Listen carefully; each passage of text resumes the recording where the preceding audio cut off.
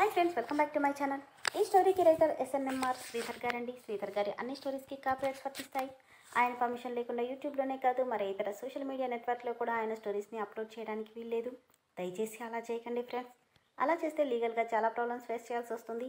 అలానే ఈ స్టోరీస్ చదువుతున్న వాళ్ళైనా వింటున్న వాళ్ళైనా మీరు మరే ఛానల్లోనైనా శ్రీధర్ గారి స్టోరీస్ని చూసినట్లయితే వెంటనే నాకు కామెంట్ బాక్స్లో మెసేజ్ చేయండి. నేను రైటర్ గారికి ఇన్ఫామ్ చేస్తాను. ఇక లేట్ చేయకుండా వీడియోలోకి వెళ్ళిపోదాం ఫ్రెండ్స్. SNMR శ్రీధర్ గారు రాసినటువంటి కలలా కరిగిన నీకైన అన్వేషణ 61వ భాగం. రూమ్ లోపలికి అడుగు పెట్టబోతూ షాక్ అయి చూశాడు సూర్య. కనీసం అడుగు పెట్టడానికి కూడా లేనంతగా బాబు సామాన్లన్నీ నిండిపోయి ఉన్నాయి. అక్కడో అడుగు ఇక్కడో అడుగు వేసుకుంటూ లోపలికొచ్చాడు. మంచం మీద చుట్టూ బొమ్మలన్నీ పెట్టుకుని బాబుతో ఆడుకుంటుంది సిరి. సిరి, ఏంటిదంతా అని అడిగాడు. ఏమైంది? వీడికి ఇవన్నీ అవసరమా? నువ్వెన్ని కొన్నా వాడు బాల్తోనే ఆడుకుంటాడు. అందుకేగా చూడు ఎన్ని వెరైటీ బాల్స్ అన్నీ కొన్నానో అని పెద్ద బుట్టలో ఉన్న బాల్స్ అన్నీ చూపిస్తుంటే, అది కాదు సిరి, అయినా నీకెందుకు అంత బాధ? అది కాదు సిరి, చూడు పడుకోవడానికి కూడా చోటు లేకుండా ఎలా ఉందో. ఎందుకు లేదు? ఇదిగో ఇక్కడ నేను, ఇక్కడ నా బాబు పడుకుంటాం. మరి నేను ఇంకో రూమ్లో పడుకో. ఏంటి? అవును, నా బాబు తర్వాత ఎవరైనా, ఇక నువ్వు వెళ్ళు అంటుంటే అంతలో అమ్మాయి గారు, అయ్యగారు పిలుస్తున్నారు అని రాజు రావడంతో బాబుని తీసుకుని లేస్తుంటే, వాడెందుకు? చూడు ఎలా ఉందో, కింద పడేస్తావు. నేను ఇక్కడే ఉంటాను, నువ్వు వెళ్ళు అన్నాడు సూర్య. సరే జాగ్రత్త అని కన్నయ్య నేను ఇప్పుడే వస్తానంటూ వెళ్ళింది సిరి. మోచేతి మీద పడుకొని, ఓహో రే ఏంట్రా ఇది, నేను అడ్డం పెట్టుకొని నేను దగ్గర అవుదామనుకుంటే మీ అమ్మ పూర్తిగా నన్ను మర్చిపోయింది. ఇప్పుడు నా పరిస్థితి ఏంటి అనగానే, ఏముంది గోదారే అన్న మాటలు వినపడగానే ఉలిక్కిపడి లేచి కూర్చున్నాడు సూర్య. అయోమయంగా, రేయ్ నువ్వు మాట్లాడావా? అవును డాడీ, నేనే నీ కొడుకుని. రేయ్ నువ్వు నన్ను డాడీ అన్నావా? నిన్ను కాక పక్కింటోడిని అంటే అసహ్యంగా ఉంటుంది కదా డాడీ. చిచి అది కాదురా, నీకు మాటలు రావుగా. రావు, కానీ నీకోసం మాట్లాడాల్సి వచ్చింది. ఎందుకు? ఎందుకేంటి? మా అమ్మని ఎప్పుడు పెళ్లి చేసుకుంటావు? తను ఒప్పుకోవట్లేదురా, నేనేం చేయను. అందుకని వదిలేస్తావా? చిచి ఎందుకు వదిలేస్తాను? ఆ పిచ్చిది ఒప్పుకోవట్లేదు అనగానే చేతిలో ఉన్న బొమ్మతో గట్టిగా ఒక్కటి పీకేసరికి, అమ్మా ఏంట్రా ఇలా కుట్టావు అన్నాడు సూర్య. మా అమ్మని ఏమన్నా అంటే చంపేస్తా. అమ్మ నా కొడుకా, నువ్వు మీ అమ్మ పార్టీనా? కాక నీ పార్టీ అనుకున్నావా?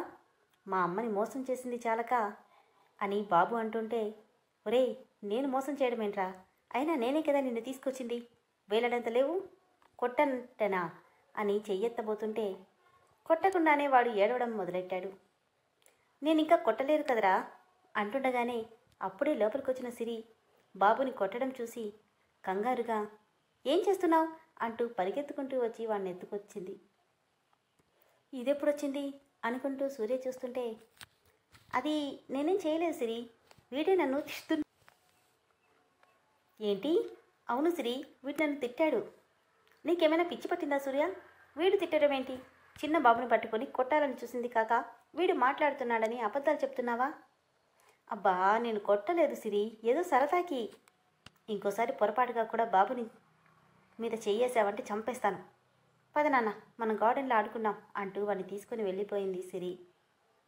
ఏంటిది, వీడు నిజంగానే మాట్లాడా లేదంటే ఇది నా హెలోజినేషనా అని కన్ఫ్యూజన్లో ఉండి బాబు వైపు చూడగానే నాలుక బయట పెట్టి వెక్కిరిస్తున్నట్టుగా నవ్వుతుంటే నోరెళ్ళబెట్టి, అమ్మ నా కొడుక, అందరితో గొడవపడి నిన్నిక్కడికి తీసుకొస్తే నువ్వు మీ అమ్మ పార్టీలో చేరి నాకే హ్యాండ్ ఇస్తావా? సంవత్సరానికి కేడీ నెంబర్ 1లా తయారయ్యావు కదరా. అంతేలే, నా కొడుకేగా, ఇలా ఉండక ఇంకెలా ఉంటాడు అనుకొని నిట్టూర్చాడు సూర్య. కన్నయ్య నీకు స్విమ్మింగ్ పూల్ రెడీ అయిపోయింది, పద స్విమ్ చేద్దు కానీ, సరేనా? ముందు స్విమ్మింగ్ సూట్ వేసుకో అని డ్రెస్ వేసి తలకి క్యాప్ పెట్టి తీసుకెళ్ళింది సిరి. జస్ట్ 2 మీటర్లు పొడవు కూడా లేని చిన్ని స్విమ్మింగ్ పూల్. వావ్ డాడీ ఎంత బాగుందో, కన్నయ్య నీకు నచ్చిందా అనగానే నవ్వుతూ ఊరుకొడుతున్నాడు బాబు. కన్నా నచ్చిందా స్విమ్మింగ్ పూల్ అని విశ్వనాథ్ అడిగితే బోసినవ్వులు నవ్వుతూ కేరింతలు కొడుతున్నాడు. బేబీ వెళ్ళి స్విమ్ చేయించు. సరే డాడ్, పద కన్నయ్య అంటూ వాడిని తీసుకెళ్లి నీళ్లలో దింపగానే వాడు కిందకి దిగిపోతుంటే, డాడీ ఇది కూడా పెద్దదయ్యింది అనగానే అప్పుడే అక్కడికి వస్తున్న సూర్య, నేను చెప్పానా వాడికి స్విమ్మింగ్ పూల్ ఏంటి, బాత్ టబ్ సరిపోతుందని, తండ్రి కూతుర్లు వింటే కదా అనగా అంటే రాగం అందుకున్నాడు బాబు. అచ్చొచ్చో లేదు నాన్న, అతని మాటలేం పట్టించుకోకు, అతనికి కొంచెం పిచ్చెక్కిందిలే అంది సిరి. నాకు పిచ్చా అని అడిగాడు సూర్య. అవును అని, డాడీ ఏదో ఒకటి చెయ్యండి. ఏంటి చేసేది, వీలుంటే వీడిని సాగది, అప్పుడు సరిపోతుంది. నువ్వు కాసేపు ఆగవయ్యా అని వర్కర్లను పిలిచి, ఏంటయ్యా ఇది, నేను చెప్పాను కదా బాబుకు సరిపోవాలని, ఇది పెద్దదైపోయింది అని అడిగాడు విశ్వనాథ్. మమ్మల్ని ఏం చేయమంటారు సార్, ఇంతకు మించి చిన్నది కట్టలేము. ఇప్పుడు ఎలా డాడ్, వాళ్ళనని ఏం ప్రయోజనం. సిరి ఒక పని చెయ్యి. ఏంటి, ఒక బకెట్లో నీళ్లు తెచ్చి అందులో వీడిని కూర్చోబెట్టు, సరిపోతుంది. వీడి సైజుకి ఆ బకెటే ఎక్కువ. నిన్ను నోరు మూసుకోమన్నానా, సొల్యూషన్ ఏమైనా చెప్తామని లేదు, పిచ్చి ఐడియాలన్నీ ఇస్తావు. పిచ్చి నాకు కాదు తల్లి, నీకు. ఇదిగో నీ చేతిలో ఉన్న వీడికి పట్టింది అనగానే గట్టిగా డాడ్ అని అరిచింది సిరి. సూర్య, గొడవ పడ్డ మాపి ఏదైనా ఐడియా చెప్పు. ఏం చెప్పాలి, ఇప్పుడు వీడు స్విమ్ చేయకపోతే నష్టం ఏంటి, బాబుకి ఎక్సర్సైజ్ వద్దా, ఏదో ఒకటి చెయ్యి అని విసుగ్గా అంది సిరి. అబ్బా సరే ఆగు అని లోపలికి వెళ్ళి స్విమ్మింగ్ రింగ్ తీసుకొచ్చి వాడిని అందులో కూర్చోబెట్టి, ఇప్పుడు కరెక్ట్గా ఉంటుంది అనడంతో, హా సూపర్గా ఉంది కన్నయ్య, బాగుందా అంటుంటే నోరంతా తెరుచుకొని నవ్వుతున్నాడు బాబు. నువ్వు స్విమ్మింగ్ చెయ్యి, నేను నీకు ఫోటోలు తీస్తాను అంటూ ఫోటోలు తీస్తుంది సిరి. వాళ్ళిద్దరిని చూసి ఇక్కడుంటే నాకు పిచ్చెక్కేలా ఉంది అనుకొని వెళ్ళిపోయాడు సూర్య. సిరి సిరి అంటూ వచ్చింది శాలిని. రామ్మా శాలు, ఎలా ఉన్నావు? బాగున్నాను బామ్మ. సిరి ఏది? పైనుందమ్మా, దానికి బాబు వచ్చినప్పటి నుండి తన ప్రపంచమంతా వాడే కదా, పైన వాడితో ఆడుకుంటుంది. అలాగా, సరే నేను వెళ్తానండి అని పాపనెత్తుకొని పైకెళ్ళింది. రూమ్ అంతా ఉన్న బొమ్మల్ని చూస్తూ, సిరి ఏంటి ఇదంతా? రాశాలు, కన్నయ్య ఆంటీ వచ్చింది చూడు అంటుంటే, మొత్తానికి ఇల్లంతా ప్లే స్కూల్గా మార్చేశామన్నమాట. మరి నా బాబుకి ఆడుకోవడానికి ఆ మాత్రం లేకపోతే ఎలా? పాపని ఒళ్ళో పెట్టుకొని తను కూర్చుంటూ, నిజమేలే అంటుంటే, బాబు పాపని చూడగానే వాడికి ఒక ఫ్రెండ్ దొరికిందని నవ్వుతూ పాపనే చూస్తున్నాడు. కన్నయ్య ఏంటి అలా చూస్తున్నావు, పాపతో ఆడుకుంటావా అంటూ ఒళ్ళో నుండి కిందకి దిగి షాలు కూడా పాపని కింద కూర్చోబెట్టింది. చిన్ని చిన్ని చేతులతో పాపని తడుముతున్నాడు బాబు. మా కన్నయ్యకి నీ పాప బాగా నచ్చినట్టుంది షాలు, వాడికి ఒక ఫ్రెండ్ దొరికిందని హ్యాపీగా ఉన్నాడు. పాపని ఇంతవరకు సిరి ఎప్పుడూ పూర్తిగా చూసిందే లేదు. ఇప్పుడే అంత దగ్గరగా చూడడంతో పాప చబ్బీగా చాలా బొమ్మలా అందంగా ఉంది. ఏంటి అలా చూస్తున్నావు? ఏం లేదు చాలు, పాపని ఇలా ఇవ్వు అంటూ ఎత్తుకొని, పాప చాలా క్యూట్గా ఉంది చాలు అంటే నవ్వి ఊరుకుంది శాలిని. ఇంతకీ పేరేంటి? నా కూతురు పేరు కూడా నీకు తెలియదు కదా? అవునులే, నామకరణానికి పిలిచినా రాకపోతివి, ఇంకెలా తెలుస్తుంది? అప్పుడు పిల్లల్ని చూస్తే ఏదో బాధగా ఉండేది చాలు, అందుకే ఎప్పుడు పాపని ఎత్తుకొని కూడా లేదు. బాబుని ఇంకోవైపు కూర్చోబెట్టుకొని, కానీ నా కన్నయ్య నన్ను పూర్తిగా మార్చేశాడు. ఎంతలా అంటే వీడు లేకపోతే నేనుండలేనంతగా. ఇంతకీ పాప పేరు చెప్పనే లేదు అనగానే ప్రనూష అని చెప్పింది శాలిని. వావ్, నైస్ నేమ్, మీ ఇద్దరి పేర్లు కలిపి పెట్టారన్నమాట. నవ్వి, వీడి పేరులో కూడా తెలియకుండానే నీ పేరుంది కదా శిశిర్, ఎంత అందంగా ఉంది పేరు. ఉందిలే, కానీ ఆ ఐడియట్ పేరు కూడా ఉంది. ఎందుకే అంత కోపం, తనేం చేశాడని? ఈ బాబు నీ దగ్గర ఉన్నాడంటే తన వల్లే కదా. ఏం చేశాడా నీకు తెలీదా? మోసం చేశాడు. మోసం చేశాడంటే ఏంటి, నేనేమైనా చేశాడా? మనంతకు మనంగా వెళ్ళి తన హెల్ప్ తీసుకున్నాం, దాన్ని యూజ్ చేసుకుని ఆ దుర్మార్గుల్ని పట్టుకున్నాడు. నీ దగ్గర దొంగలా నటించాడేమో కానీ నిన్నేమీ దోచుకోలేదుగా సిరి. 4 నెలల నుండి ఇద్దరు ఒకే రూమ్లో ఉంటున్నారు. అడ్వాంటేజ్ తీసుకోవాలంటే ఎంతసేపు చెప్పు? అలా చేస్తే తనకి చెడ్డ పేరు కదా, అందుకే సైలెంట్గా ఉండుంటాడు అంది సిరి.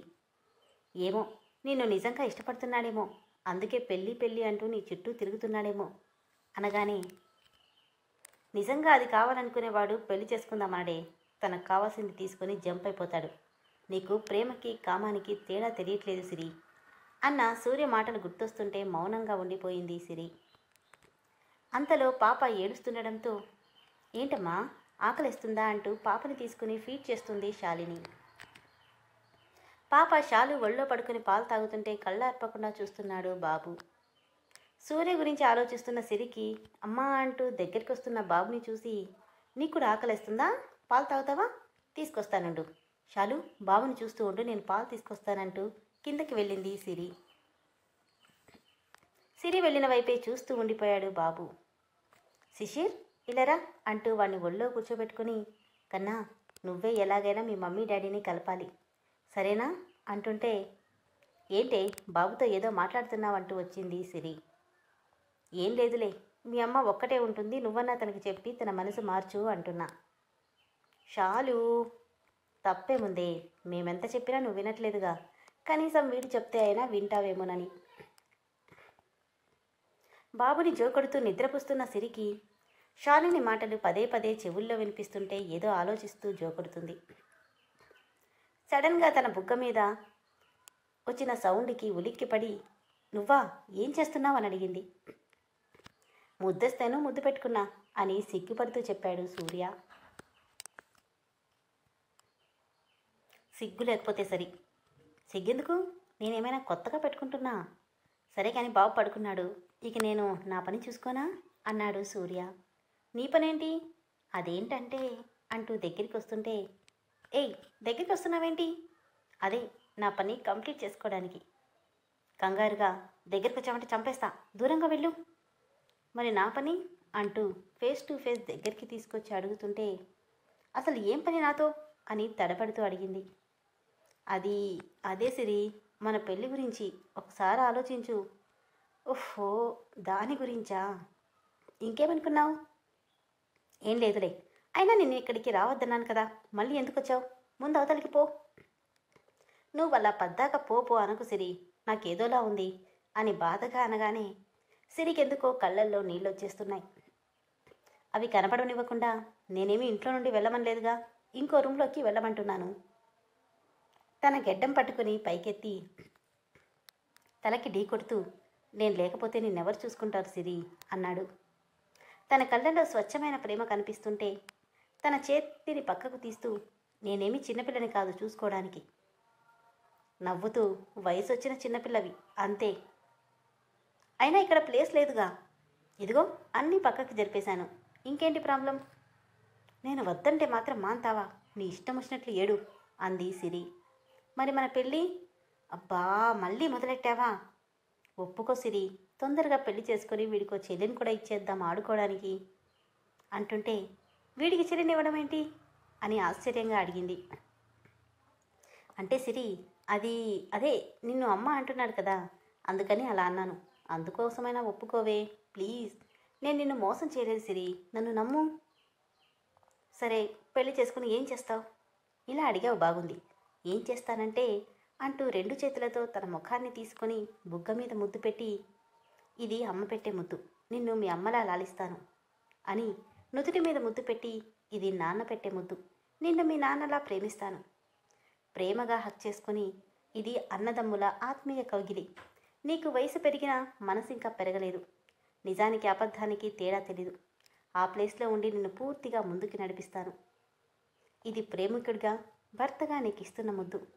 నీ మీద నాకు అన్ని హక్కులు కావాలి. వజ్రాన్ని ఎంత అపురూపంగా చూసుకుంటామో నిన్నంత అపురూపంగా చూసుకుంటానంటూ 4 పెదవులని ఒక్కడి చేశాడు సూర్య. కాసేపటికి తనకి దూరం జరిగి, ఇంతకు మించి నీకెలా చెప్పాలో నాకు తెలియట్లేదు సిరి. ఇంత పెద్ద పోలీస్ ఆఫీసర్ని చిన్నపిల్లాన్ని చేసి బతిమాలించుకుంటున్నావు. ప్లీజ్ సిరి పెళ్లి చేసుకుందాం అంటుంటే, నాకు నిద్రొస్తుంది అని చెప్పి పక్కకు తిరిగి పడుకుంది సిరి. కానీ తన కళ్ళల్లో నుండి మాత్రం కన్నీళ్లు ధారాళంగా కారుతున్నాయి. సూర్య వెనుక నుండి హక్ చేసుకుని పడుకొని, మనసులో ఒకటి పెట్టుకుని పైకి ఇంకోలా ఉండి, నిన్ను నువ్వు మోసం చేసుకోకు సిరి అంటూ మెడ మీద ముద్దు పెట్టి, ఇదంతా ఆలోచించి మనసు పాడు చేసుకోకు, నిద్రపో అంటూ జోగొడుతుంటే, ఒక చెయ్యి బాబు మీద వేసి మరో చెయ్యి సూర్య చేతిని గుండెల మీద పెట్టుకొని బాధగా కళ్ళు మూసుకుంది సిరి.